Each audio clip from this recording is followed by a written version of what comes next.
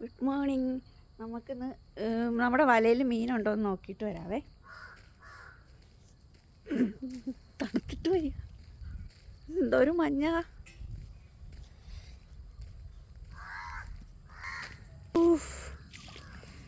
നല്ല തണുപ്പ്.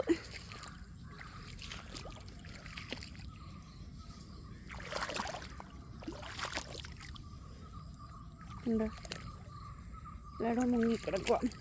ഇത്ര ഏറ്റാണെങ്കിലേ നമ്മുടെ വല ഇങ്ങനെ പൊങ്ങിപ്പോരും. കാരണം മീനൊന്നും കാണൂല്ല കേട്ടോ.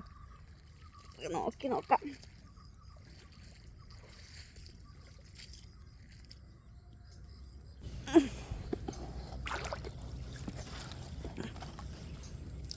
അയ്യോ,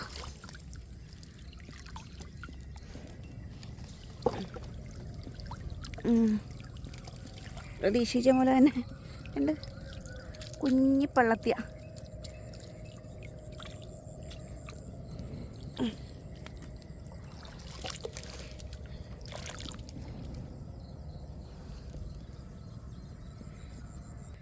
നന്ദൻ എന്ന് പറയണ ഒരു കുഞ്ഞു മീനും കുഞ്ഞി പള്ളത്തിയാണ് കേട്ടോ ഉള്ളത്. നമുക്ക് അവരെ കൊണ്ടില്ലേ ഇവിടെ അക്വേറിയത്തിലിടാം.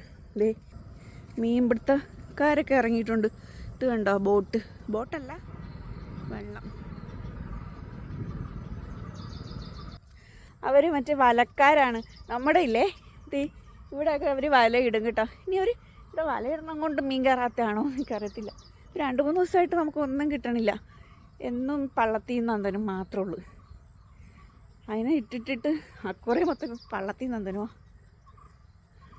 മീൻ നോക്കിയിട്ട് ഞാൻ നേരെ വന്നതേ അടുപ്പിൻ്റെ ചോട്ടിലോട്ടാണ് കേട്ടോ. ന്യൂ ഇയർ കഴിഞ്ഞാൽ പിന്നെ നമ്മൾ ഇങ്ങനെയാണ് കഞ്ഞി വെക്കാറുള്ളത്. അന്ന് സനു കൂട്ടിത്തന്ന അടുപ്പാണ് കേട്ടോ. ഇതാവുമ്പോഴേ എന്ത് വിറകും വേണേലും വെക്കാം. അതുമല്ല രാവിലെ മഞ്ഞത്ത് ഇവിടെ വന്ന് ഇങ്ങനെ തീയും കാഞ്ഞിരിക്കുമ്പോൾ നല്ല രസമുണ്ട് കേട്ടോ. പണ്ടൊക്കെ നമ്മുടെ ചെറുപ്പത്തിലേ മുത്തശ്ശിയെല്ലാം ഇങ്ങനെ കുപ്പ കൂട്ടിയിട്ട് മഞ്ഞ് കാലത്ത് ഇങ്ങനെ ചൂട് കൊള്ളാനിരിക്കുമായിരുന്നേ. എനിക്കിപ്പോൾ അതാണ് കേട്ടോ ഓർമ്മ വന്നതേ. ഇന്ന് നമുക്കേ ഇതേ സാമ്പാറും മീൻ വറുത്തതുമാണ് കേട്ടോ. സാമ്പാറിനുള്ള കഷ്ണങ്ങളെല്ലാം വേവിച്ച് വെച്ചിട്ടുണ്ടായിരുന്നു.